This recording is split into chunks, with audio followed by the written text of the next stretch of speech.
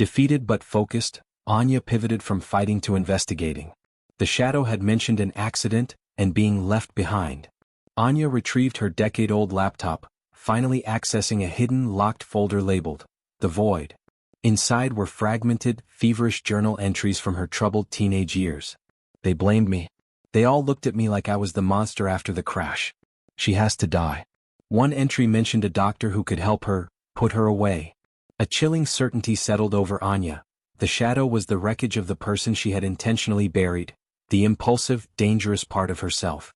Deeper in the files, a technical detail emerged repeatedly. The name Dr. Elias Thorne, associated with a private facility called the Serenity Institute, and a vague reference to an experimental psychotropic medication, Aura-3.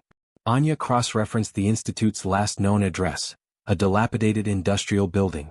The shadow wasn't a ghost. She was a physical entity, a hostile personality born in that place. Anya knew her next step was terrifying. She had to visit the place where her life, and her other self, was truly born. Anya entered the abandoned Serenity Institute, the air thick with decay. In the records room, amid overturned cabinets, she found a file marked Project Aura-27 and her own name, Anya Petrov. The files detailed Dr. Thorne's radical theory, to physically isolate the reckless, aggressive personality traits and induce a permanent fugue state in the primary self. The isolated segment, the secondary active identity, SAI, had accidentally been given a temporary physical form. The recent stress had triggered the SAI's complete separation and activation. Suddenly a door slammed. Footsteps echoed. Going somewhere original? The shadow emerged from the gloom, looking energized. You really thought I wouldn't have checked my own birthplace? I was the part that was meant to survive. Anya clutched her evidence. It ends now. The shadow smiled, a truly unnerving expression. And who are you going to tell? While you were playing detective, I finished the cleanup. The locks are changed, the furniture is sold, and all your old contacts are deleted. Anya Petrov is now officially me. The shadow revealed her true plan. She had secured a scholarship clearance using Anya's old university documents and was going to infiltrate the city archives vault tonight. I'm going to commit a very public, very traceable felony, framed perfectly on the meticulous, reliable librarian they all used to trust. The shadow lunged and Anya barely escaped the abandoned building with the files. Anya raced to the city archives, arriving as the shadow, dressed in Anya's most conservative suit, was talking to the night curator. The shadow was the picture of elegant desperation, claiming Anya was the delusional sister who needed to be restrained. The shadow used the distraction to slip through the vault door, which sealed shut. When Anya finally convinced security to open the emergency override, the shadow was standing over the display case.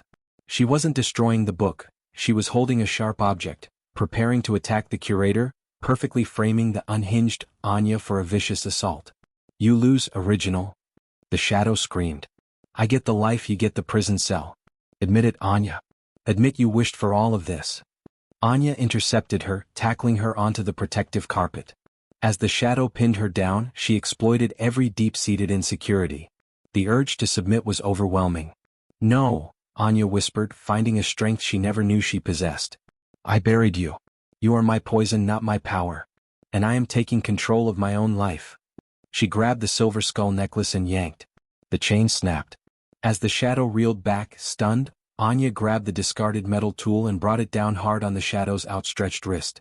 A sharp, sickening crack echoed in the vault. The shadow let out a primal scream of pure agony and collapsed, clutching her now broken wrist, the primal rage in her eyes replaced by a sudden vacant stare. The violence was over. In the frantic minutes following the confrontation, Anya presented the damp files to the authorities, forcing them to recognize the truth. Anya Petrov was a victim of a deep psychological experiment. The shadow was taken away, subdued and silent. Anya had won the battle, but she was left with the colossal, expensive mess the shadow had manufactured.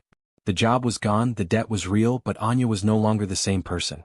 The fight in the vault had taught her an invaluable lesson. The meticulous, quiet self needed the reckless one to survive. She accepted the boldness and the anger. She was no longer just the librarian. She was the woman who won a life-or-death fight in a vault. Instead of hunting for another quiet library job, Anya started a small online research and archival service, focusing on cold cases, work that required her meticulous focus, but also the shadow's ruthless investigative edge. 6 months later, Anya walked into a local motorcycle dealership. A tiny, almost invisible scar now lined her jaw, right where the shadows had been, a permanent, physical mark of their conflict. "I need to look at the touring bikes," Anya told the salesperson. "Something fast but reliable. And I'll need a helmet. Something with red accents."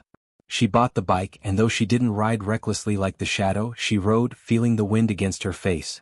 She was still Anya, the person who sought order, but now she was Anya, the person who understood that sometimes, the only way to find peace was to confront the storm within. She was finally simply whole.